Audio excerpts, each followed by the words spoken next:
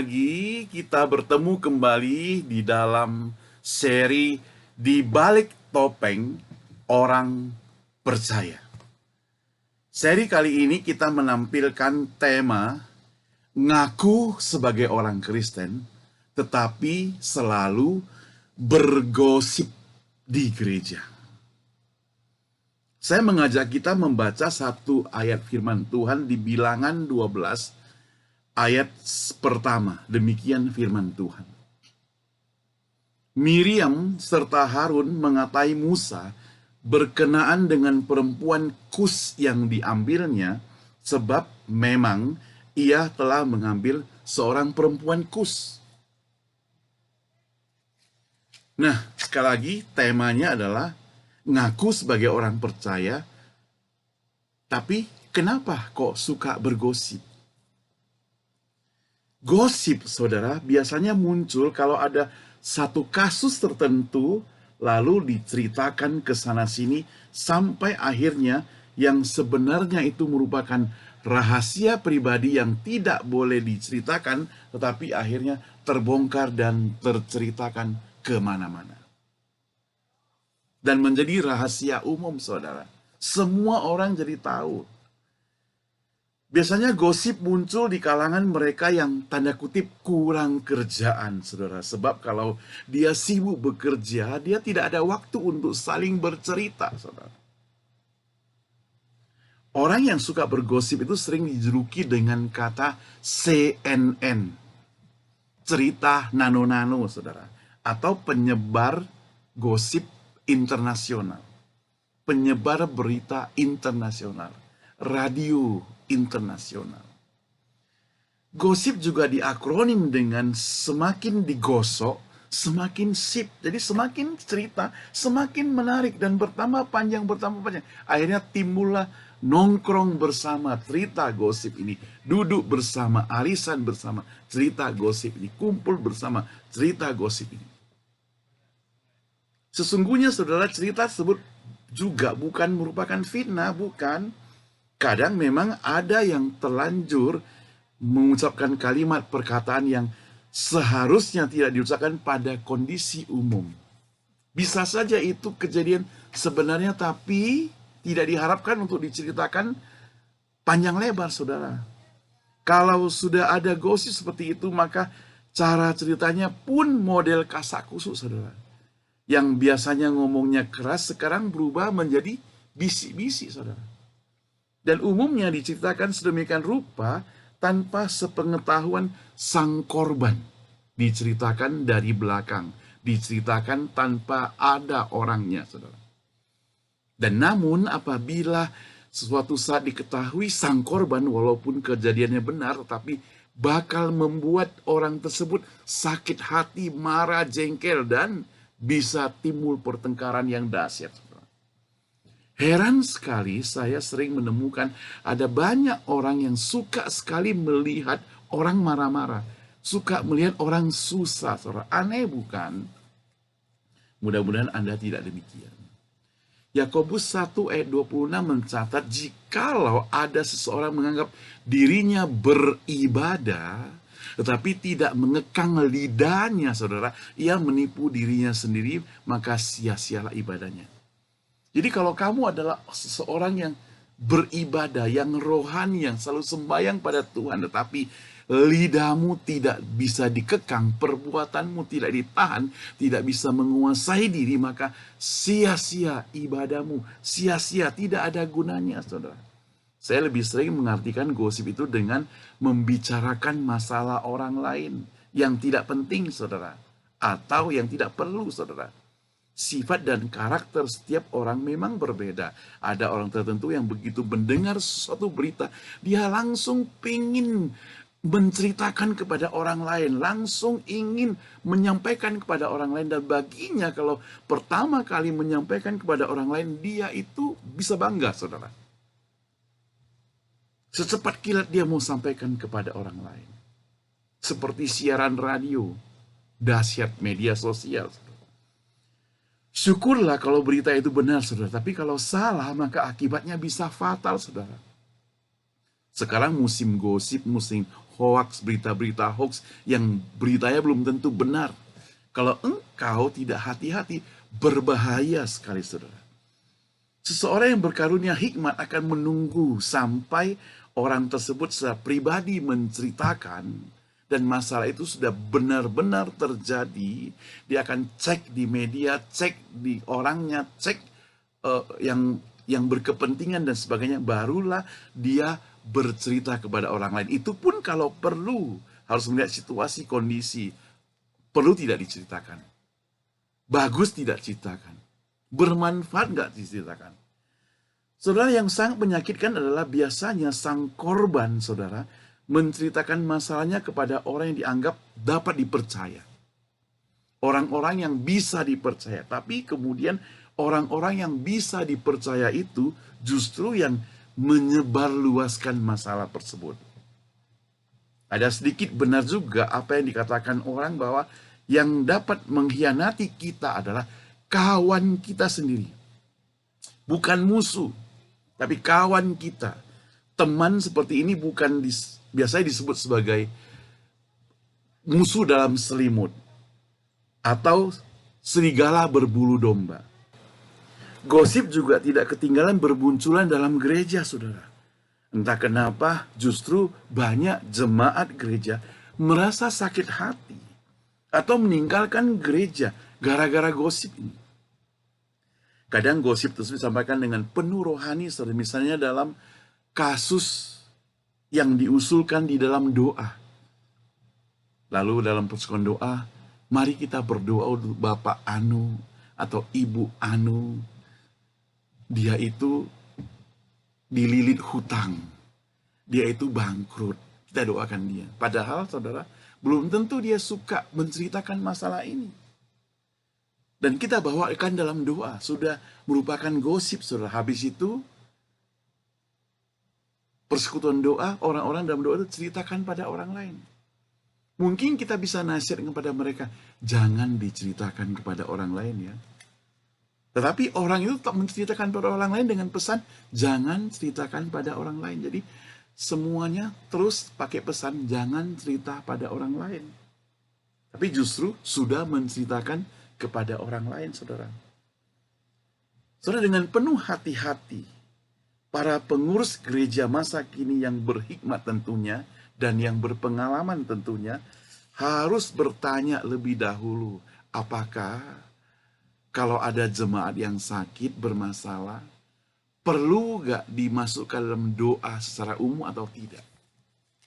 Baru-baru ini saya menerima kabar bahwa ada seorang teman kami, teman lama, dia itu jatuh, tiba-tiba kemudian kepalanya bocor, ada 20 jahitan atau lebih, lalu kami tergerak untuk mendoakannya, lalu saya telepon orangnya, saya pribadi.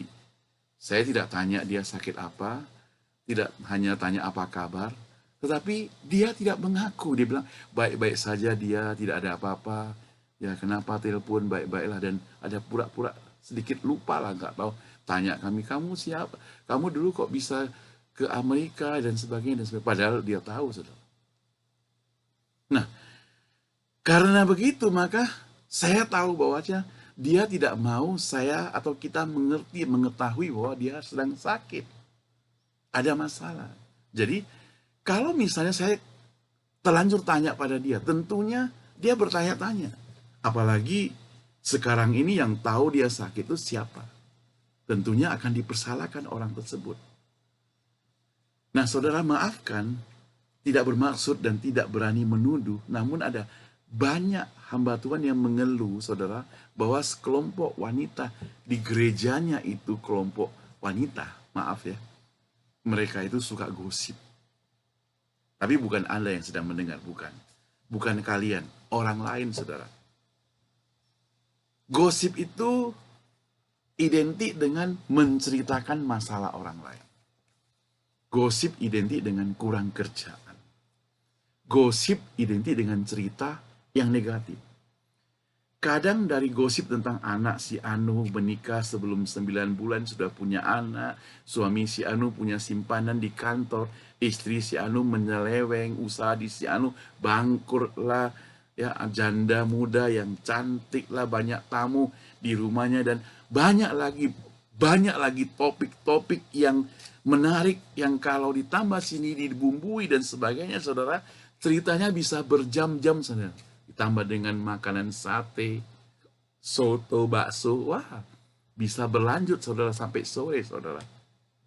Hanya cerita gosip. Dengan tidak merasa bersalah, saudara. Nah, saya yakin kita semua tidak setuju kalau gosip ini dibawa-bawa ke gereja. Karena konteks yang kita cerita adalah orang percaya, orang-orang yang ngaku percaya, ngaku Kristen, tapi tetap bergosip. Maka saya tidak mau kita sebagai orang percaya terjebak dalam hal ini. Oleh sebab itu kita sebagai orang percaya harus hati-hati. Sampaikan yang baik tentang orang lain. Bicarakan yang baik tentang orang lain. Bicarakan yang bersifat pujian tentang orang lain. Jangan yang bersifat hinaan. Jangan yang bersifat hal-hal yang buruk tentang orang lain. Ceritakan kebaikan. Ceritakan hal yang membangun. Ceritakan sesuatu yang berinspirasi. Orang itu hebat. Dia kerja keras. Dia bekerja keras. Dia rajin belajar. Dia berhasil dalam pekerjaan. Rohaninya bagus. Ceritakan itu. Jangan ceritakan yang jelek-jelek. Yang jelek-jelek namanya gosip yang jelek. Saya pikir gosip yang bagus itu tidak masalah diceritakan. Itu sebabnya maka firman Tuhan itu benar mengatakan, lebih baik cepat mendengar dan lambat berbicara. Karena dengan cepat mendengar maka lambat berbicara, Anda akan terselamat, akan menahan pembicaraan. Tapi kalau cepat bicara bahaya, saudara. Karena tidak berpikir lagi berbicara, sehingga kebanyakan pembicaraan kita bisa salah. Omongan kita bisa ngawur, saudara. Bisa pelin-pelan juga, saudara. Dan tidak bertanggung jawab. Dan terjadilah gosip-gosip itu yang tidak bertanggung jawab. Sekarang timbul pertanyaan. Bagaimana dengan kita? Apakah di dalam hati ini kita menyimpan rasa benci sehingga kita selalu berusaha dengan gosip untuk mencari masalah orang lain untuk disebarluaskan? Atau kita sendiri sedang digosipkan? Kalau kita yang sedang digosipkan, percayalah saudara, waktu akan menjawab kebenaran ini. Bagaimanapun emas itu tetap emas. Ia tidak dapat menjadi barang yang lain, saudara. Emas dibakar, makin luar biasa, saudara. Saudara yang dikasihi Tuhan, jadi selama kita tidak bersalah, serahkan saja kepada Tuhan ketimbang kita harus mencari persoalan terhadap orang lain dengan penuh gosip. Jangan demikian. Nah, melalui sebuah buku yang berjudul Kritik, saya mengutip sebuah puisi Arab yang berjudul Tiga Pintu. Jikalau Anda tergoda menceritakan masalah seseorang yang pernah engkau dengar dari orang lain, ujilah lewat tiga pintu. Ketiga pintu itu sebagai berikut. Yang pertama, apakah cerita itu benar? Lalu, apakah cerita itu perlu? Yang ketiga, pikirkanlah saudara dan jawab dengan sejujurnya. Apakah cerita itu benar? Apakah cerita itu perlu? Dan yang terakhir saudara, pintu yang paling sempit dan paling sesak dan paling bermutu adalah apakah itu baik kalau diceritakan. Dan jika telah melewati ketiga pintu itu dan engkau tetap ingin menceritakan dan engkau merasa damai sejahtera menceritakan, ceritakanlah kisah itu dengan tidak merasa takut, apapun akibatnya. Namun ingat saudara, prinsip yang utama adalah kita ingin membangun orang lain, bukan menjatuhkan orang lain. Kita ingin membuat orang lebih baik, bukan membuat orang lebih buruk, saudara. Alkitab yang saya kutip di atas tadi menceritakan tentang Miriam dan Harun. Miriam dan Harun itulah kakak Musa. Musa itu sangat disayang oleh Miriam, saudara. Ketika zaman dia lahir masih bayi, saudara, ada peraturan untuk membunuh bayi di bawah 2 tahun yang laki-laki. Maka Miriam dengan melihat apa yang dilakukan oleh mamanya, membuang Musa ke dalam sungai, dia tetap jaga Musa, dia sayang sekali dengan Musa, dia perhatikan terus adiknya Musa itu, sampai saudara, ditolong oleh putri Firaun, diselamatkan oleh putri Firaun, dan Alkitab mencatat hal yang luar biasa adalah anak Musa ditemukan oleh putri Firaun, dan putri Firaun membiayai mamanya Musa untuk membesarkan anaknya dengan memberikan susu yang gratis, makanan yang gratis, dan dikasih gaji lagi, saudara. Luar biasa. Yang seharusnya dibunuh, maka sekarang malah dilimpah-limpah anugerah berkatnya, saudara. Itu artinya apa? Itu artinya Musa disayang oleh Miriam. Sampai mereka besar dewasa, pelayanan mereka bersama-sama. Memang terlihat Miriam itu lebih condong memimpin kur paduan suara, dan banyak puji-pujian kepada dia. Banyak orang memuji dia. Tetapi setelah masa berlalu, sekarang Tuhan memanggil Musa. Itu yang membuat kecemburuan daripada Miriam, saudara. Tetapi apa yang dilakukan oleh Musa? Musa berdiam diri ketika dia diomongi. Dia berdiam diri. Diapain? Dia berdiam diri. Menyangkut pribadinya, dia berdiam diri. Saudara, kalau kita melihat atas lagi di Bilangan pasal 11, ketika orang-orang Israel protes kepada Tuhan, marah-marah. Dia marah sekali sama orang Israel karena mereka itu protes kepada Tuhan. Tapi waktu dirinya diomongin, dia berdiam diri. Bukan karena dia takut, saudara. Bukan karena dia pengecut, saudara. Dia adalah pemberani. Tapi dia mau, saudara, semua proses diserahkan pada Tuhan. Dan benar Alkitab mencatat, Tuhan menghukum Miriam dengan penyakit kusta. Apa yang bisa kita pelajari, saudara? Bagi Musa, gosip apapun yang engkau cerita, kalau memang tidak benar, ya tidak benar. Tidak akan mempengaruhi. Gosip tidak akan mempengaruhi hidup kita. Engkau akan capek sendiri. Sama dengan kehidupan kita sekarang. Gosip tidak akan mempengaruhi hidupmu. Orang itu akan capek sendiri. Bahkan orang itu akan menghadapi hukuman sendiri oleh Tuhan, saudara. Ingat, saudara, jangan membalas kejahatan dengan kejahatan. Tapi balaslah kejahatan dengan kebaikan. Itu firman Tuhan.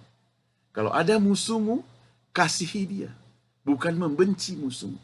Dengan demikian, saudara, maka engkau akan dibenarkan oleh Tuhan.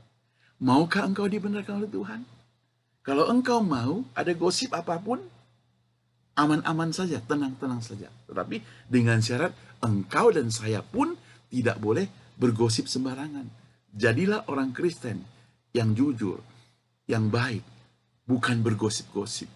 Supaya topengmu tetap bersih, bukan topeng yang bergosip-gosipan. Jangan bergosip ya. Sampai ketemu, Tuhan berkati engkau. Tuhan berkati kamu. Mari kita berdoa. Bapa di surga, berkati setiap orang yang mendengar berita ini. Jangan biarkan kami suka bergosip. Kalaupun kami digosipin oleh orang lain, biarlah kami boleh menerimanya dengan tetap bertahan setia pada Tuhan, dan hanya Tuhan yang membalas semuanya.